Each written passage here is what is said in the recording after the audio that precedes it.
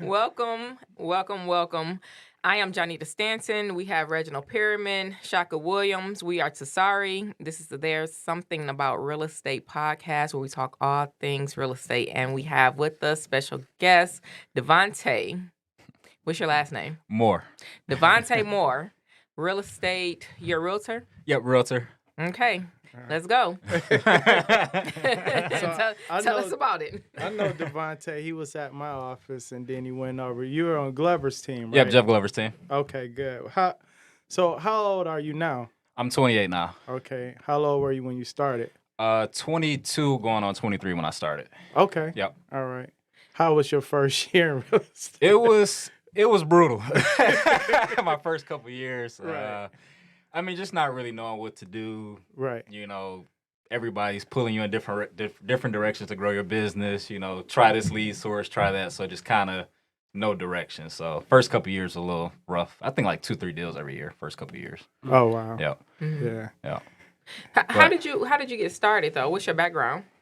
So I was in college, pretty much just watching $1 Million List in New York. And I said, okay, cool, I could do that. Did a couple of internships in accounting. I did like it, but it was just too much of a ceiling, and it was just based on how long you've been with the firm. I didn't really like that growth trajectory. I didn't want to be, in my 50s when I finally hit, 6 figures. So I didn't like that. And real estate was something, you can control your own destiny. So that's really how I got into it. So did you finish college? Yep, I finished. Okay. Yep. Ooh, thank God. Degree in what? Business management. Okay. Yep. Okay, Yep. cool. So you had a degree in business management, but you ended up in real estate. Yep. So my senior year, like my last month, I knew I wasn't going back to the accounting firm I was at. Great firm, but I just didn't like that field at all. Right. So I just took my real estate course online. So I was doing that while I was in class. Okay. Yep. So and then I joined KW at the time. I was still in college, but I was coming to Ignite and all that stuff too. Right. While I was still in school. All right. Were you working like another job while you were in real estate, or how were you making money if you were only doing like 2 or 3 deals a year? So my family, they were helping me out a lot those first couple of years. Yeah, they really believed in me and knew it was going to end up working out. So they helped me a lot. All right. And I didn't have any bills, after graduating. 22 years old, right? Yeah, Right. just kind of. So listen to that. Don't move out on you were staying with your parents. Yeah, I was staying with my parents. Yeah, Yeah. stay Right. home until you're ready to leave. Yep. How old were you when you moved out? I was 26 when I moved out. So it took me a minute, but Right. it is what it is. You was ready, though. Yeah, I was ready, You know though. what I mean? Yep. Yeah, now you out. Yep, now I'm out. Yeah. Hey, so this guy is sharp, right? Yeah. So remember we was talking about top 10s? Mhm. He had on some top 10s with like the Oh, you sport remember coat that? like he got on. You Of remember course, that? I've been trying to pull that off ever since, and it don't work. It don't work for me. Maybe my stomach too Nah, You gotta big. put the definitely- skinny jeans You on. just with it. gotta. No, I can't. That's why I don't work See, for that's you. why it don't work for me. You remember that? Yeah. It's a different era. Yeah. So tell me, so starting out young, comparing your business now to what you were doing your first 2 years, what's like your daily routine? How do you go about like getting business and things of that nature? So now I'm way more structured than 2 years ago. I think I was nervous and scared to, prospect and all that stuff too. Right. But now I just pretty much run my business like a job. So I come in at the office every day, 7:30, make calls from 8 to 12, and then wrap up my day around like 6-7 o'clock every day. So 8 to 12 is just straight lead generation in the mornings. Right. So I just pretty much try to treat it like a business. Right. So you said prospect. So explain, because not everybody know what prospecting is. Yeah. So prospecting, lead generation from 8 to 12. Explain those calls to us. Is it like cold calling? What are you doing? Yep. So pretty much all cold calling from 8 to 12 o'clock, with some breaks in between, of course. But Right. calling the new expired as soon as they come on the market, doing some circle prospecting. Right. And then like any Zillow buyer leads, I'll do 30, 45 minutes of that every morning. So any leads that came in, you follow up. Yep. Okay. Pretty much So following you're going after new business, Mm-hmm. then you're following up with leads that came in, pretty much. So not really lead. I really don't consider lead follow because I never spoke with those people yet. Okay. So between 8 to 12 is pretty much everybody I haven't spoken with yet. Okay. And then around lunchtime, that's when I hit my lead follow up. People who trying to do something within the next 30, 60, 90 days. Okay. Yeah. Man, that's a lot of structure. Yep. Mm-hmm. I don't have real. any. That's how you be successful. Yeah. So this is every day, Monday through Friday? Monday through Friday. Every day is not perfect, of course, but Right. working with the team, Jeff's team, that's what Right. really got me into that. That's kind of the culture over there. You know, Right. every morning, 8 to 12, like clockwork. And even Saturdays, too. Like, so tomorrow morning, I'll be meeting the agent in our office. We're going to be doing calls 9 o'clock tomorrow morning. So nobody's forcing you to do this? Nobody's forcing you to do it. Right. Okay. So you just getting up. You motivated. Motivated. Okay. But it is expected too, though, right? So Yeah, it's but expected, If yeah. you're not doing it over Yeah. there, then you slouching. Yeah, so it's like we got a one-on-one meeting with Jeff every month. So it's kind of like, hey, what did you do last month? Why do you only got 2 listings this last month? What Right. happened? You know, so it's kind of, you don't have to do it, but you don't want to deal with the consequences of explaining to yourself why your numbers are down. You don't So wanna it's look kinda- bad. Right. Yeah. Yeah. So you have high. So it's like playing for the Lakers when Kobe was there. Yep. Like you have to put listings on the board. You got to put pendings on the board. So. Right. So are you a full-time agent? Full time. Okay. Yep. Right. Which, obviously, you said Monday through Friday Yeah. from like 7 to 7, Yeah, but yeah. I just had to make sure. Yeah, full-time. Because, you'd be surprised what some people can squeeze in there. Yeah. So what type of numbers are you doing now? What was your best year so far? So last year was 5.2 million. Okay. Ask that question again. Oh. All right. Yep. So last year was 34 deals, 5.2 million.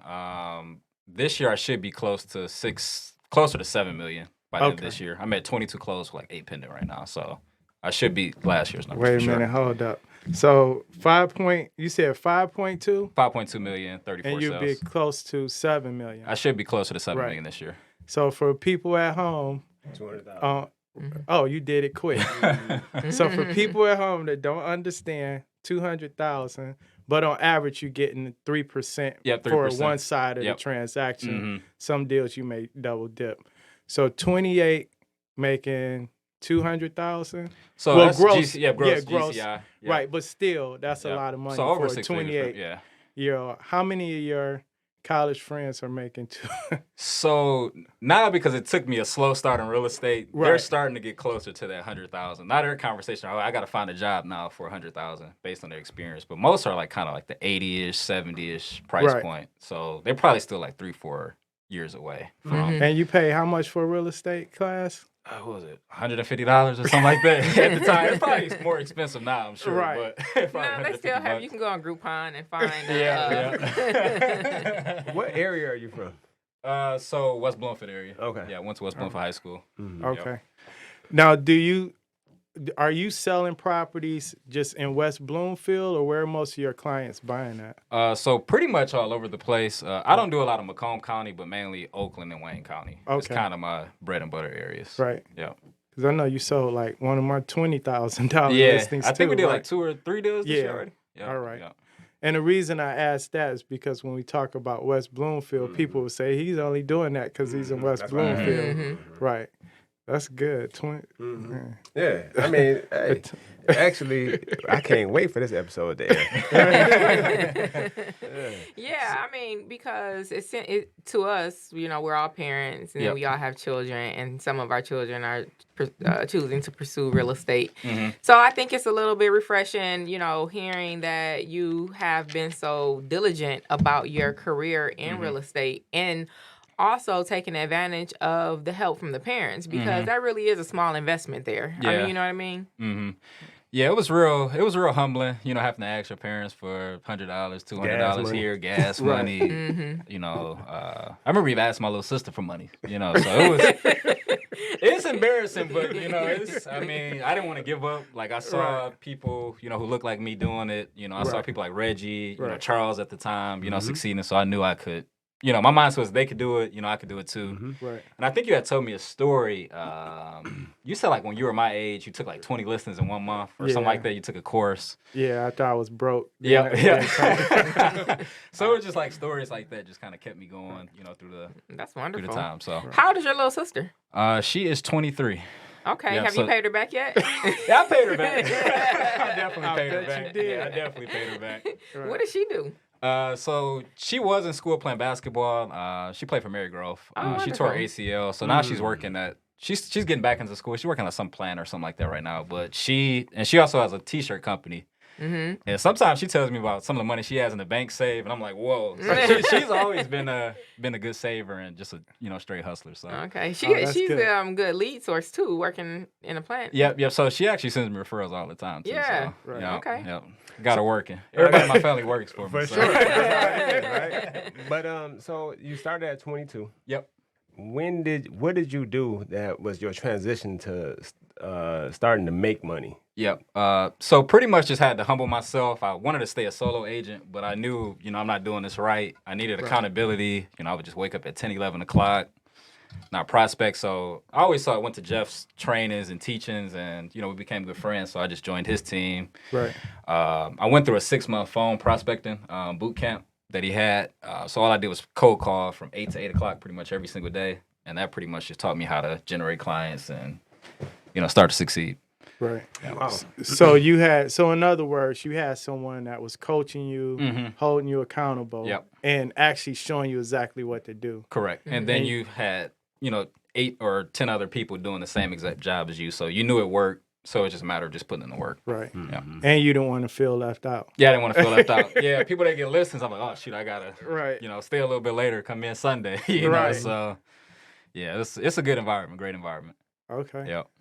That's good. Like the boiler room. Yeah, that's exactly what it is. Yeah. Straight cold calling. Yeah.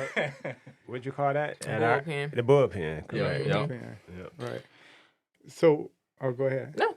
Oh, so what advice? So somebody's starting out, looking back on your younger self, would you had to join the team sooner or get in that type of environment sooner? So that's a great question. I would say, I remember when I came, I saw you calling a lot. Right. And, I was just kind of shadowing you and stuff like that. Right. I would join a team with a leader who's doing something, similar that you're, leading by example. Right. So I would definitely recommend joining a team to start. All right. Definitely. Because it's so many people that are going to pull you in different directions when you go solo. Unless you have a clear-cut plan Right. And self-motivated, I would, join a team. Okay. So What do you feel like are the benefits, or like what's the team structure, that you like in comparison to what you feel like would be, kind of being solo? So it just all depends on the office environment, I would say. But the team helps because long as the culture is there where it's a strict environment where it's expected you're supposed to be lead generation, supposed to be prospecting, then I would join the team. Long as that structure and accountability is there. Okay. Yeah. But I know it's a lot of teams that don't operate that way. It's just kind of, it's just the agent just building a team with all these agents, but nobody's really learning or growing or being held accountable. Right. So, Have you started working on a team yet?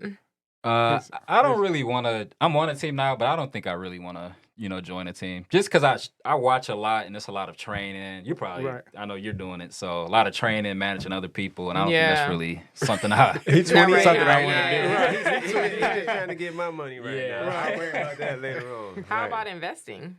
So haven't really got on investing in yet, just because the past 2 years, that's really when I've started making, substantial gains in my income. So now I've just been really just saving a lot of cash, and I'm waiting on the prices to come down. I think now it's real expensive, the market, so Right. super expensive for what people are So paying. if you feel like that, do you have investors that you work with yourself? Yep, a lot of investors. So how do you assist those people if you have the mindset that it's too high right now? That's a great question. So it just depends on what the investor's trying to do. Like I'm honest with all my clients. I'll say, hey, you're paying $80,000 for this property on 6 Mile. Right now, you're probably not going to make that, back. But I try to, educate them as best as I can. But some people just want to buy, Right. regardless. He gave the answer to this. That's like the new when we were talking about where people are spoiled because they don't really realize that we're kind of getting back to like a stable market. Right. So that property on 6 Mile was probably 125 in 2006. Yeah.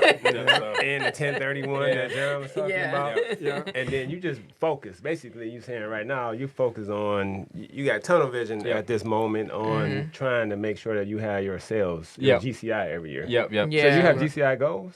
Yep. So my goal this year is $7 million going in, and I'm starting to learn that I'm starting to set my targets way too low. The more you start to do it, so next year I definitely want to hit 10 million plus. So say easy on your own. This is without a team. Yeah, 10 million, and I only count my deals, like not the deals that the team gives me. So Yeah. Oh, The wow. numbers. So that's not even including. So the numbers you gave earlier didn't even include what you're being fed. Just Yeah, more those are just what pretty you much. gener- Yeah, my solid numbers. All right, Yeah. that's the cherry on top. Right. What do you feel like? Are you kicking knowledge at this point? You know what I mean? Like how you saying that people kind of have spilled and poured into you. Like, do you find yourself kind of like moving like that now to where? Yep. Yeah. Yep, all the time. So I was actually earlier, my sister talked to somebody at her job. She's like, I'm getting my license. I'm moving to North Carolina. What advice can you give me? And I was just pretty much basically this conversation we're having here. So I can usually get that at least once or twice a month. Mm-hmm. Yep.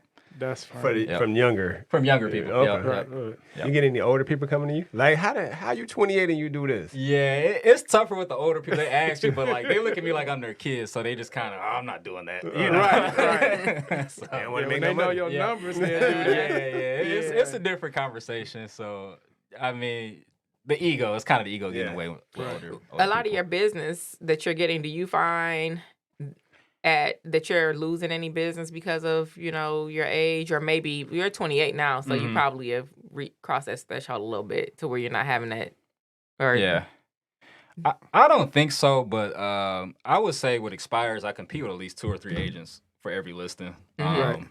I'll look in the MLS. Some agents are older, so I think it could be a thing where I do lose because I am younger. But I always try to bring my Zillow reviews, past sales, or even use my company sales to. Yeah. So Break down. Oh, go ahead. yeah. So wait, I lost my train of thought. Yeah. So break down. So 2 things. We're going to touch on your Zillow reviews and why that's important. But because we got average people in here that are not in real estate. Yep. Explain what an expired listing is. Okay, so an expired listing is a home that was for sale once upon a time. Let's say it was for sale for 6 months. It didn't sell. So once I notice that the home didn't sell, I'll call that property owner to see if I can be the agent to help them sell it this time around. Right. So basically, expired is just a home that didn't sell, and now they have the opportunity to list with a new agent. Okay. Yep. So you were saying that you kind of look in the MLS. So when you're shopping your expireds, and so you're also kind of seeing what they were dealing. You're doing like your own research to see who they were dealing with beforehand. Not really, no, because Okay. I don't want to have to, like, if I'm friends with that agent, I don't want to Oh, sidestep myself. Well, I'm not going to call because that was such and Right. such a client. But at the end of the day, that agent didn't get the job done, and they do need help to sell. Like, you never know that situation what they, want to sell for. Right. So. Maybe it was overpriced or not marketed right. They say ain't no friends in this. Right. Right. It's not like that, but it's like I don't want to, I'm doing myself I a know what you disservice mean, and because client a sometimes disservice. I have people who will come to me to purchase a home, and they'll say, "Oh, I was working with someone else." I'm like, "Don't even tell me their name." Yeah. That just happened with us. It did. It actually Yeah. happened a few times with us. Yeah. But I'm the opposite. I'm listening I at be like, Monday. oh, no, Red's doing it? Oh, you good. Yeah. He going to take Yeah. care. Yeah, that's People, funny. they do it to me. So, my listings expire sometimes. So it's, Yeah, I get it. sometimes it's a better personality fit with a different agent. So, Right. And it's a difference too when you're talking about expire. So you had your opportunity, and now, hey, they chose me. But I think sometimes, you do just deal with, at this point, with all the networking and us kind of like breaking bread together. If someone comes to me and mentions Reggie's name or Shaka's name, and now probably Davonte's name, I'll be like, oh yeah, I know him. Let me know how that works out. Right. You're probably in good hands. So you mentioned like your not just Zillow but your online reviews. Period. So what's important about having your online reviews and your presence online? I would say it gives you more credibility because I know if I'm talking to somebody, like maybe an insurance agent or somebody who's trying to sell me something, I kind of Google them. And Right. the first thing you kind of look for is reviews. Even a restaurant, you go on Yelp to see, okay, what's the dress code at this restaurant? What's the best meal? Right. So everybody's looking online. So I feel if you got, 20, 30 plus reviews on your page, this guy can sell my home. So Right. that's why I pretty much, every deal I do, I try to get a Zillow review, like no matter what. Right. Yep. So that's where a client just giving you a review. So are you asking for that review after closing, or what point in time are you asking for the review? Yep. So Jeff, he taught me, it's called the honeymoon phase. So within the first 48 hours, if you closing that deal, you need to be getting that review because they're happy, nothing's went wrong. Yeah, a week later, now their furnace is out. Now they hate you. like they're blaming it on you. Right. So That's you want to true. get it that first 48 hours. I try to get it right at the close, and I'm like, hey, I just sent you a Zillow review. Then I text them that night. I'm like, hey, did you get in fine? And Right. 8 o'clock that night, can you fill it out? Because I know they're not doing anything at 8 o'clock at night. So Right. What So what are you doing? So is majority of your business coming from prospecting and expires, or what's the percentage of your business coming from like Zillow versus you going out to hustle for the business? So last year, it was probably 80% prospecting, 20% referrals and, company stuff. Right. Now it's kind of 50-50 this year, prospecting and then just like straight referrals. Just be from those clients I helped last year. It's kind of like a snowball effect. Right. Yeah. Right. Yeah. So you're not paying for lead generation? No.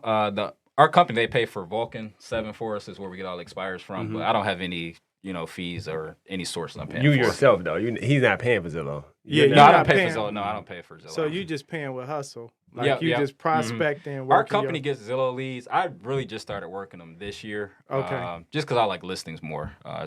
You Right. can leverage your time better. Right. But it's a lot of money in Zillow leads. So explain the leveraging of listings for people that don't know what that means. Okay. So with the listing, how can I simplify this?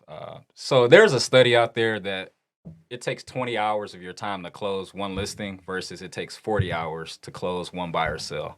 Okay. So the time you're working with one buyer, you could have sold 2 listings. Right. And then also with the listing, all you do is have to go out there one time for the appointment, send your photographer, and then you really don't ever have to go to the house again unless you're showing the buyer the house. Right. So it's just kind of, it just leverages your time. You leverage your Yeah, time it's better. pretty much leverage your And time. your listings attract more buyers. Yep, and they attract more buyers. Right. And other listings. Yep. So, for example, I just got a few months ago, I got a listing in Farmington Hills for sale by owner. Sold it. The neighbor called, and I'm double dipping that listing right now. Right. And it's all in Farmington Hills, $300,000 neighborhood. So. Right. So that's what, 9? That's about 27,000. 18. So, Well, he's double dipping one, so Double that's dipping. about 20. All off a 18, cold that's call. 9, yeah, Or 27. calling the calling a FISBO. FISBO for sale by owner, Yep. because a lot of people don't know. Yeah, for sale by all owner. Sorry y'all about math that. suck. Yeah.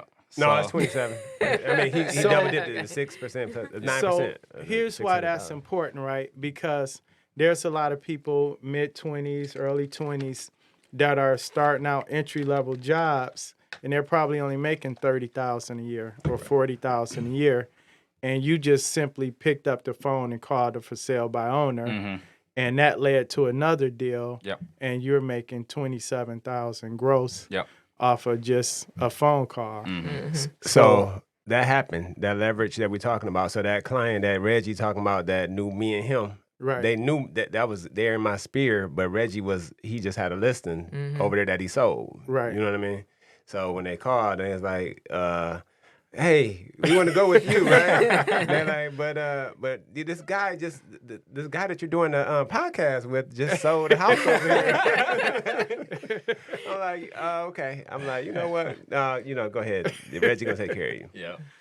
Yeah, so explain circle prospecting, because that's how that happened. So explain that to people. What exactly is circle prospecting? Yep. So pretty much just so let's take that Farmington Hills listing for example. So I pretty much get all the neighbors in the area's phone number, and I just give them a call and say, hey, I just sold 123 Main Street. Right. We sold 10,000 over asking price. Have you thought about buying or selling this year?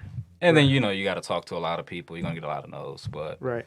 one phone call, one yes is $5,000, $6,000, $10,000. So Right. yeah. So that's what you're doing every day from 8 to 12. Yep. So it's mostly expires because it's kind of a quicker return on your time. Right. Because those people already said they want to sell their house. They just need an agent to help them get it sold. Right. Yep. And same with the for sale by owners. Yep. Okay. Yep. Same with for sale by owners. This is a little more hand holding, a little bit more nurturing with those people. Some of them be agents already. Yeah, some of the agents. Yeah, They throw every. You got to kind of be real skilled Yeah. to deal with the for sale by owners. I wouldn't recommend jumping right into them. They'll scare you out the They'll business. hurt- They'll run you out the they'll business. hurt your ego. Yeah. They be like, Right. oh yeah, we'll Why give you would I come 3%. Yeah, we give you 3%. Can you do it for 2%? Like, no, I'm sorry. You know your worth. Yep. So do you like practice scripts, or how do you know what to say to people when you call them? Yep. So a lot was learned during a 6-month period. When I did the phone prospecting, we did a lot of role playing, and I still do role playing to this day with agents from like Orlando. I know you know Justin Ford. I was in his prospecting boot camp recently, so I had a lot of role play partners there. But Right. I don't role play as much as I used to, but I still just read my scripts, every day before I Right. get started. Okay. Still to So- this day. This is that. Okay. Yep. So explain what role playing is. What? So pretty much we're just simulating a live call. So one person's gonna act like the seller, another Right. person's gonna be the agent, and you're just kind of just throwing objections like, I'm gonna wait till next year to sell. Right. The market's not good. So you're just learning the answers to those questions. I did some role playing with somebody that called me. They were prospecting for, I don't even remember what it was, but I think I answered the question wrong. And he was like, well, no, we're just going to start over. Because I guess whatever I said, like, roadblocked them. Yep. So we couldn't continue to role play. Uh-huh. I was I was prospecting when I was out dancing one night. I was prospecting and I seen this lady. She was expired. I was like, "You need a new person," and she hired me. That's awesome. That's how I got this ring on now. I ain't gonna talk about the role playing. Hold on, I want to Right, hear we might about have to that. interview Reggie. Hold on, Red. What happened now? What? He was She out dancing. He got expired. his Her way. ex let her expire. Oh, okay. Right man for She the told job. me that story at the picnic. That's Yeah. funny. That's funny. Yep, Okay. that's good. Yeah. Okay. So you got big goals, but you don't necessarily want to run a team or start a brokerage. It's Is actually that- never been an aspiration for me to run a team or start a brokerage. Wow. Okay. I kind of read the Red Book. Yeah. And I've been to so many training Explain the events. Red Book. Everybody don't Yeah. know. Yeah, my bad. I forgot. Right. KW. Right. Everybody Nah, not yeah. drinking the We Kool-Aid. Yep. So it's pretty much the foundational book of Keller Williams. Gary Keller, the owner of Keller Williams, wrote a book pretty much how to succeed as an agent, how to grow a team, pretty much everything you need to know in one book about real estate. Really the only book you need to read to be a successful agent. But Yeah. I just don't want to manage people. This is not my thing. Like I like running myself. I do want an assistant eventually and Okay. probably a buyer's agent, but that's about it as far as I want to take it. So I got a question. Yep. Where are you at in the Red Book as far as so it's a millionaire real estate real book book. So it's for you to GCI million. No, that's net. It's for you to net. So $1 million. it's, a net it's million. the goal is to net $1 million, Mhm. but it's levels to it. So you go from level 1 to 7, and at first you got to gross $1 million, and then the final step is to net $1 million. Right. And I want everybody to know this too, because we're talking to a young man that's making well above 6 figures, right? 28. And the average realtor across the country make about 36,000, right? So, but when people look at agents or wholesalers look at agents, they're like, they're not making any money. This is one Nice. example when I say people are making 6 figures or better, and agents are becoming millionaires just being real estate agents. We're not all selling Yeah. $1 million homes like you Yeah. seen. Of Yeah, course, yeah, you on TV, figured that yeah. out quick. Yeah, I thought it was gonna be easy. You know, I Right. do 3-4 of those a year. I'll Yeah. be set. That can't be hard. Yes, so it's just the hard work Yeah. that you explain. Nobody's telling you on TV. You're not Yep. seeing that. But to Shaka's question, is where are you? What do you feel like? What phase do you feel like you're in currently, based on the book, the literature? So I haven't read the book in like 4 or 5 years. Okay. So I couldn't really say where I'm at by the book, but really my focus now is just increasing my income every year. You know, just keep growing that. So Okay. So have you done your goals? So what you done your 5-year, 10-year goals yet? so our team leader Jeff, he talks about he doesn't like us setting goals out that far because then you really don't have the day-to-day motivation to achieve it. So we try to keep everything between 0, 1 to 3 years. So you're motivated to do it. Right. Because if I ask myself at 23, what do I want my life to look at 28? It'd be a completely different story. For sure. You know what I mean? So I just try to keep it 1 to 3 years, but What- still keeping the end goal in mind. What at 23? What did you want to be doing at 28? 23, I just wanted to have fun. You know, Okay. just kind of, I wanted a fast car. You know, travel. I'm seeing that in you even still at 28. Yeah, yeah. Because to be a realtor, you got to have a certain personality. Yeah. Yeah, Right? yeah. Anyways. All right, but at 28, where do you want to be at 31?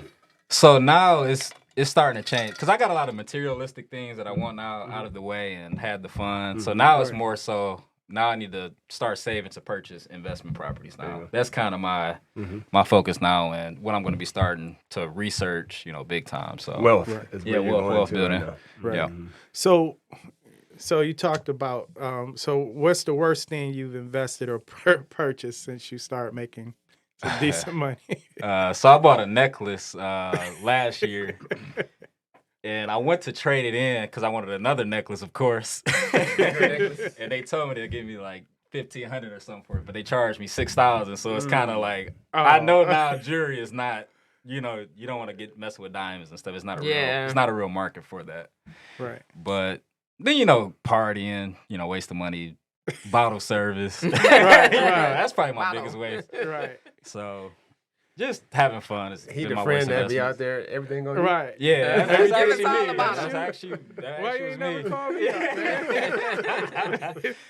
Yeah, so I mean, it's all learning. So I got you, man. Don't it's even all worry right. about No, it. Just come up. It's just come great up to the though hood. because what happens is when we do this podcast, Yep. we talk a lot of business, we Yep. do a lot of educating, and then what happens is it becomes like like the most fun part for me, which is the machismo part, where we kind of like floss a little bit, and Okay. it's Right. like we can spend some. Yeah. Because honestly, that's why we do it. Like I've been selling real estate for as long as I have because it's fun. Yep.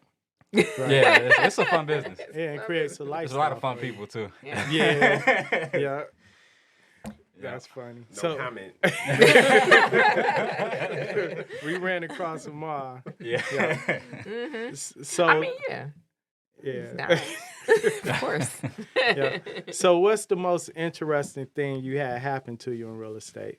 I want to say the most traumatizing thing that ever happened. A horror story. Yeah, so it was probably my second year. Okay. I was counting on this deal to close, so we go to the final walkthrough, which is where the buyer looks at the house for the last time before they close, and we come in and it's just everything sagging, the paint sagging, the ceiling fan man. sagging. I guess they left the got shower wet. running in the wintertime and didn't Yeah, winterize pipes it and all that burst. stuff too. Right. And I was counting on that paycheck. You know what I mean? So Right. it just taught me like don't spend the money before you ever get it. You Right. know, that was Absolutely. a big That's learning that lesson. that is big. In It was real estate. traumatizing. I couldn't believe Yeah. it. Do not count the chicken before the egg. Yeah. hatch. Yes. Don't ever do it. It's not here. That was a life. Wow. Wow. Actually, Learning lesson. the money got to be in your account. Yep. Right. Right. Even when you got the check, you Yeah. got to be careful. Yeah, I hung sometimes, out that right? weekend before. I'm like, oh, I'm good. You Right, know, right. I got a check coming. Did the buyers end up still closing with you on another transaction? So I actually think everything happens for a reason. The buyer was a real good friend of mine. He actually moved to Atlanta the following year and just got married to a girl he met in Atlanta. So I think everything kind of Okay. plays Oh, out. okay. I The way learned it a was tough supposed to be. lesson. Yeah. Yeah. He moved and got a better job. and He all that wasn't good supposed to be stuff. there. Yeah, Right. yeah, He yeah, wasn't yeah, supposed right. to For be your there. little money. Yeah. That's good. I would Holding his still whole have life back Yeah. for Yeah. $9,000. Right? Yeah, it was a 3-4 month transaction too. So, Wow. yeah, Goodness. that was a tough one. Oh, man. That's good. I never forget that one. How's it dealing with family and friends in real estate? Like as clients? Yeah. Oh, I love it. I love it. I don't Okay. believe in the motto of don't work with what they say don't mix business and pleasure. Right. It probably works in some industries, of course, Right. certain business ventures, but that's been my biggest referral source, my family and friends. Yeah. Okay. They're your biggest advocates, Right. Mhm. Yeah. That's Hopefully. true. Yeah, hopefully. Yeah. You got a good family. Yeah, yeah. Right. He look Shaka over there salty about that. No. So no, 100% no. You got cross shocking? No, I did not. No, not at all. They were definitely not. But being as where I am, and as an agent, and where Reggie is as an agent, I need to take care of them. Because they are a family, so I need to make sure that they're taken care of. And I knew that Reggie was going to take care of them the way they needed to be taken care of. Oh, Reggie took one of your family members. Yeah. Davonte, look at that's what you're supposed to do. Stay on the point. Yeah. Stay on the point. More experience, No, more it better wasn't agents. my fault. No, Reggie happened to didn't. So Reggie didn't even know. Oh, he didn't know? No. Oh, yeah, So I didn't know until after They we had they agreed. talked to me already. I didn't tell Yeah. him on purpose too. Yeah. But he earned. He did what he was Yeah. supposed to do to earn that business, and you know, they were in my sphere, but again, I'm not a Reggie. This is what he do full time. Right. No. I think Reggie took a client from here too before when I met a seller. I think Y'all so. making me feel bad. Like I just take a. Hold on, No, first of all, It's a part of the it business. should not feel bad for nothing. Yeah, you shouldn't feel bad. But about no, anything. I think that even with all of us, your experience at this point, because you've been some years, Mm-hmm. and we all learn from each other. And Yeah. I think Reggie has been in it the longest as far as an actual realtor, running a business, being a broker, doing all the things that he's supposed to do as a business person. So you can't do anything but respect it.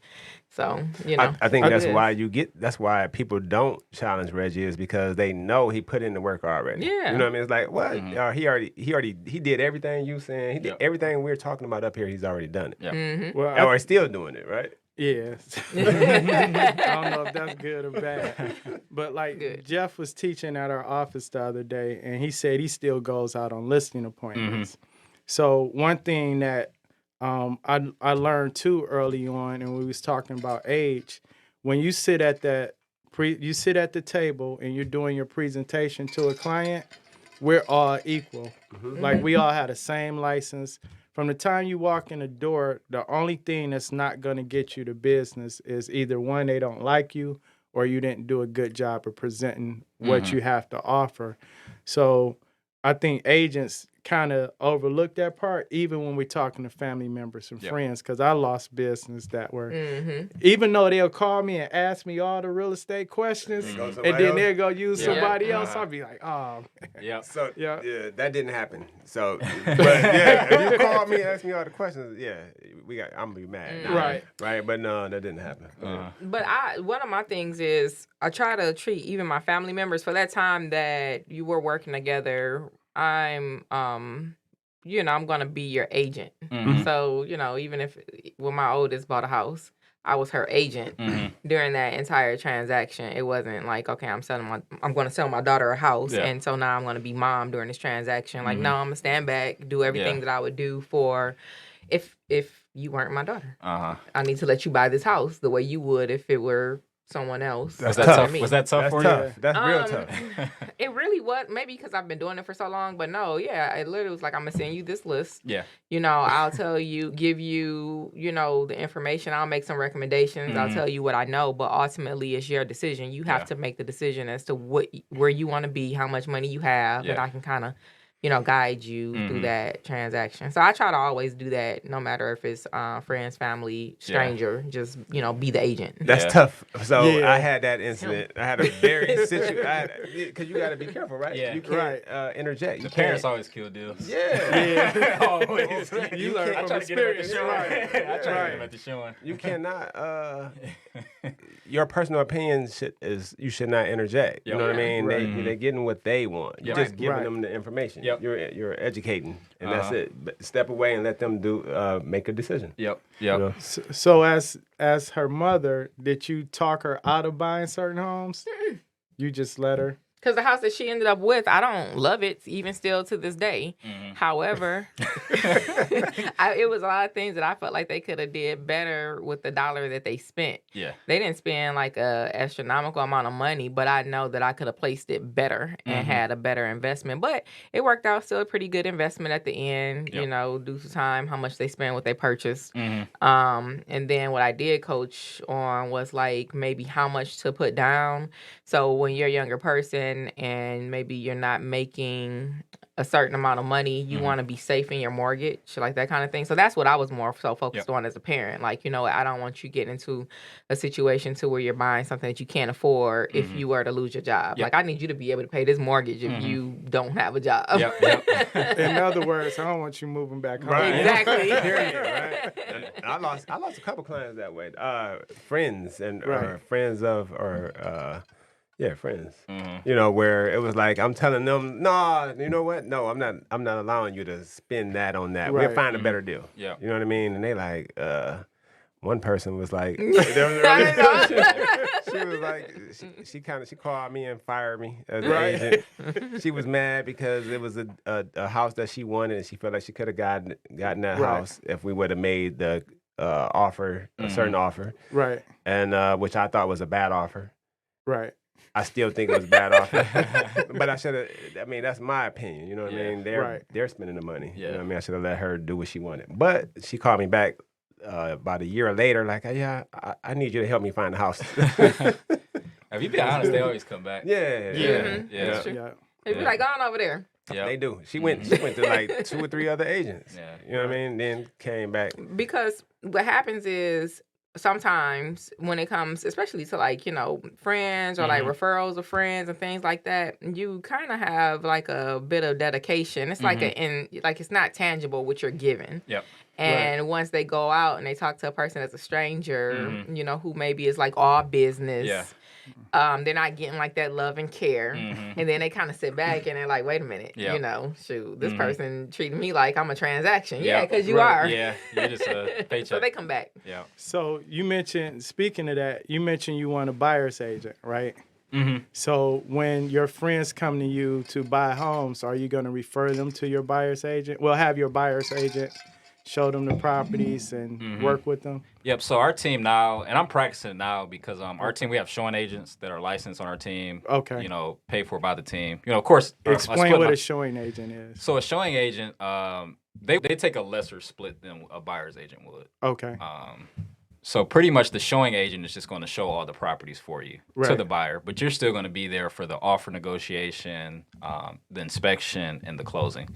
Right. They're taking, remember how I said it takes 40 hours to close a buyer versus 20 hours to close a listing. Right. Now they're even because I'm using the showing agent. So me working with a buyer is the same thing as now me working as a listing. So my time is leveraged that way. But you make a little bit less. How are you paying less. You said the showing agent makes less money than the buyer's agent. How do you pay the showing agent? So normally most companies, if you were in a team, most buyer's agents are going to get 50% of the total commission. A showing agent, they may only take 15 to 25%. Okay. Because they're just showing homes. They're not negotiating contracts. They're not doing final walkthroughs. They're not sitting at inspections. They're just literally driving from showing to showing. Okay. Yep. Just opening doors pretty much. Yeah. And being on time, opening doors, and following the schedule. Yep. And it was very powerful this past market because you would have a buyer that has to look at 20, 30 homes because they keep getting beat out by other, offers. So I didn't lose any of that time. I do lose a little bit of rapport with the client because I'm not working with them, but it's all how you set it up at the time you meet with the client. This is how it works, Showing assistants. Have you ever had a showing assistant, or has anyone in your office ever had a showing assistant kill a deal? No. So the showing assistants on our team, they're all trained. So they had to go through a program similar to what I did on the phone. So they know it. They show homes better not show homes. So. Okay. Right. I actually suck at showing homes. So I'm training my son kind of. Yep. And sometimes I take him on showings with me. Yep. And I be like, don't you ever say that again. While we are in the house, because it's easy to get comfortable, especially when you with, your people and everybody in the house kicking it. Yeah. And then my son is like, yeah, this house sucks. Yeah. Right. I used to do stuff like that until I read, Mike Ferry, he's a real estate coach. He has a book called How to Make $100,000 your first year in real estate. It's super expensive now online because he doesn't make the book anymore. But he talks about when you show a house, open the door, tell them you're there if they need any help, and let them walk through the house. Because once you start interjecting your opinions, you may say something's ugly, but they love that, wallpaper. And now you may get fired for a statement like that. Like, this agent doesn't know what I want. So, exactly. Mike Ferry? Yep.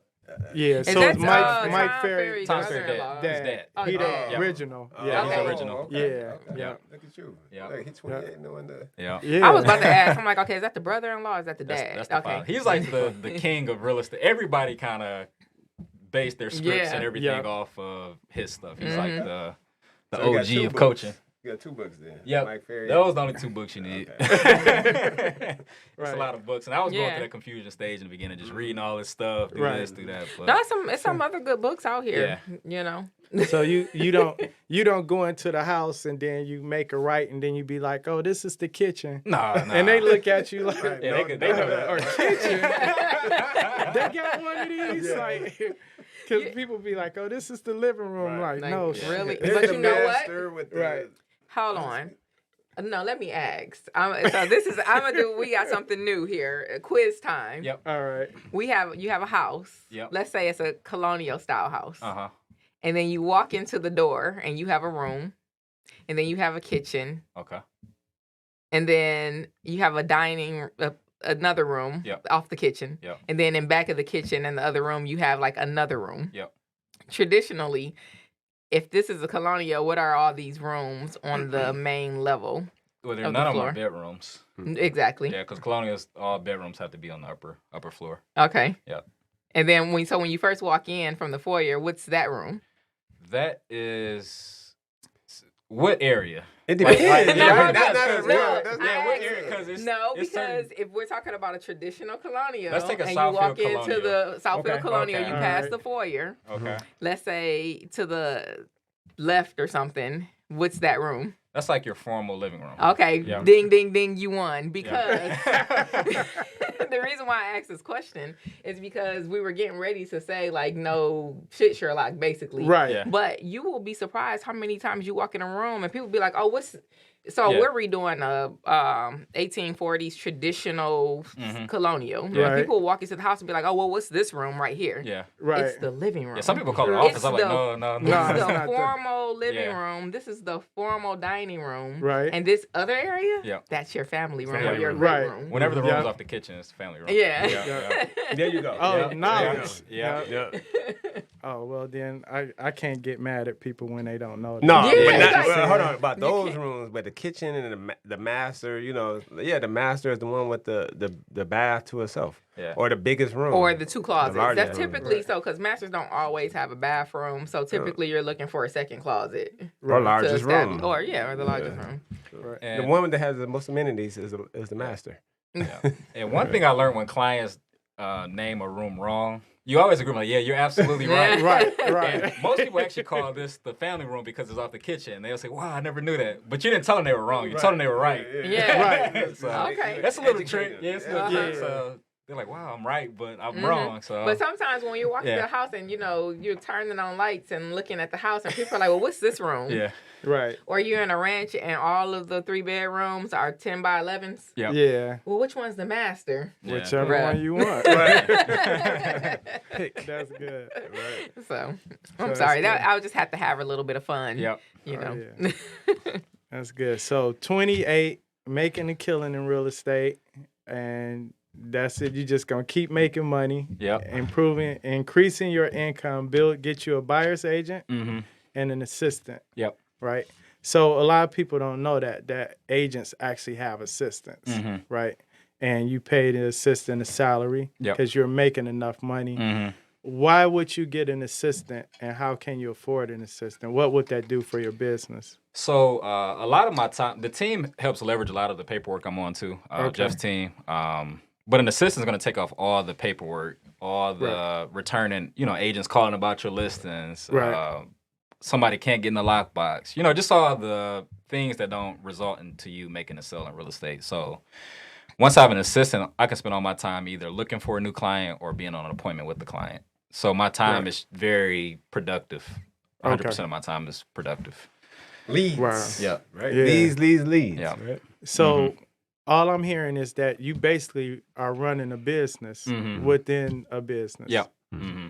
And making good. You're probably making more money than some brokers I know. Yep. Mhm. And Yeah. that's what I learned too from listening to a lot of Mike Ferrer. I go to his retreat usually every year, and he talks about Wait, being go back. profitable. Hold up. So I would just want you. So you go to retreat every year. Mhm. You went to some sales boot camp. Yep. And you're reading all these books. Mhm. So that's a message. Knowledge. Yep. Yeah. Continue learning. At 28, you were already Mhm. adapted to doing this is what you need to do Yep. to be successful. Mhm. All right. Yep. All right, Okay. go ahead. Surrounding yourself with people who are more successful than you. And then Yeah. also he also said a couple more key things like getting up early. You're in the Mhm. office by 7. About 7:30. Yeah. And another thing about that, I do this thing where if I'm not in the office by 7:50 a.m., I have to write somebody a $100 check for not being there. Oh shoot. Every day, Monday through Friday. Wow. Yep. So in my phone, Who I is actually that have it there. somebody? Yeah, let me give you So, my cash app. Yeah. So it's actually our front desk person, Rebecca. So every morning I have to send her a picture of my desk phone with the date and the time. And if I'm not there, I gotta cash app her or give her $100. So okay. it's like, That's and I learned that from Jeff. accountability That's what he to pretty its much finest. did. So sometimes you be like, I got it. Yeah. I am gonna give her that $100 today. yeah. So when that alarm rang, Have you it's ever like, rolled over like? no, I never had to. I've been Okay. close though, 7:49, but never had to. I mean, it makes you get in the office, you know. Okay. So Right, yeah. because as a real estate agent, you know, you don't have a boss. You know, Exactly. you are your own boss. So I think that was kind of what I was pointing to because you have to get up.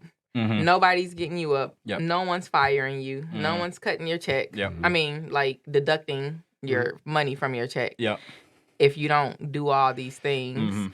Now, when it comes to like health and wellness, are you incorporating any of those things to kind of like help? You know, are you working out and? Yep. So this last month, I actually started back getting in the gym. Monday, Wednesday, Friday. What time do I get at the gym? 5:30. Monday, Wednesday, Friday. I'm actually trying to gain weight because Okay. I'm slimmer. So Okay. people get mad when I say that. That's why I'm over here. I'm like, trying to put man, on 10 pounds. but I got Yeah, so- I got 10 for you. You got I 10? got you covered. It's hard eating, man. It's hard. It's hard.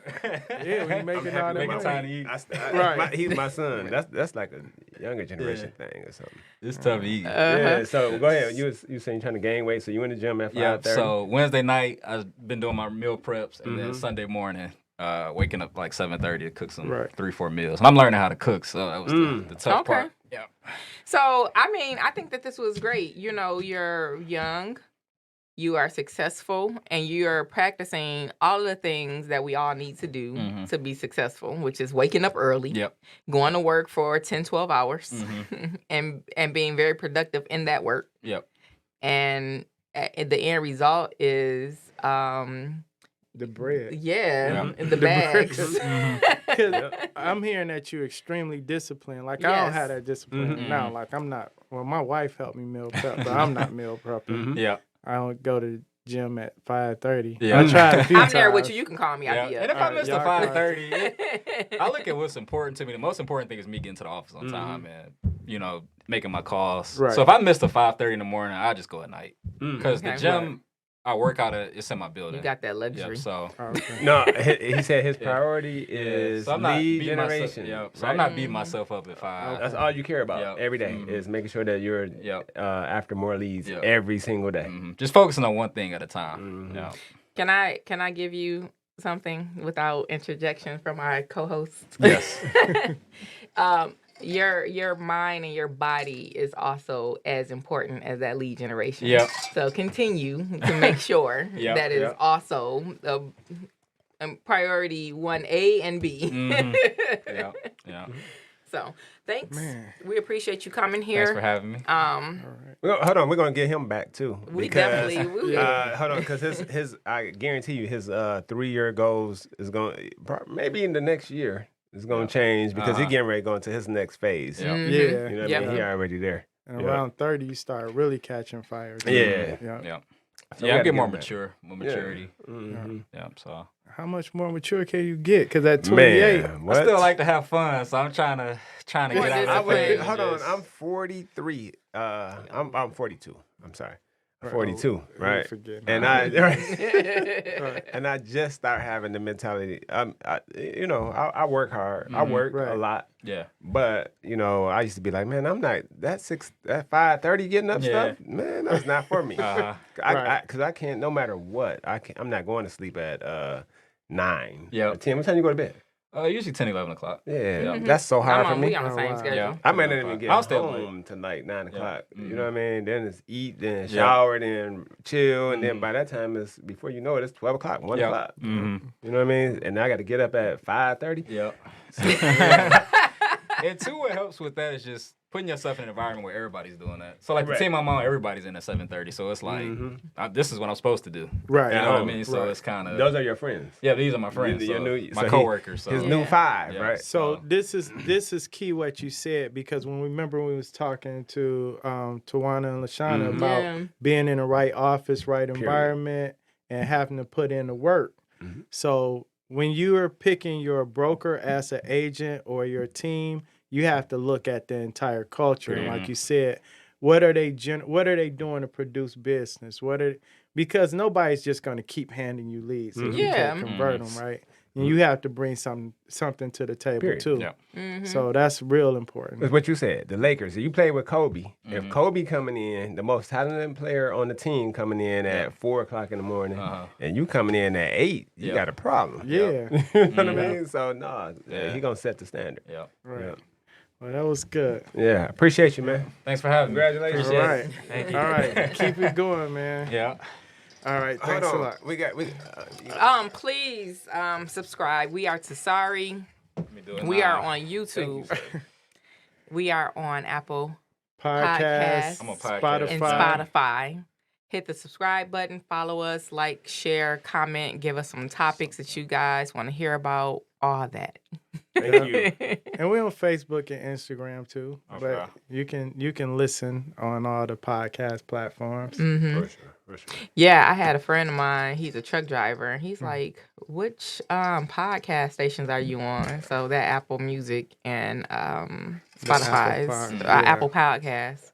Yeah. Yeah, it's the purple icon. Just follow me. Thank you.